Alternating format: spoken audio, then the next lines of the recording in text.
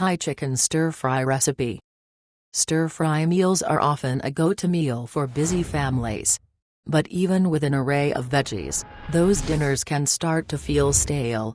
Luckily, now you have this Thai chicken stir-fry in your back pocket. I love the variety of vegetables in this dish. We've got crunchy snow peas, disease-fighting mushrooms, and 2 types of colorful cabbage.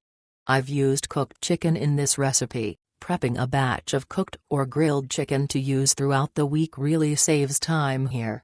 You could also use any cooked protein of your choice, like leftover steak or even a few eggs if you want to keep this meat-free. The homemade Thai chili sauce also adds a delicious kick. Ready to walk out and prepare this Thai chicken stir-fry? Start by heating a skillet or wok over medium-high heat until the surface is hot.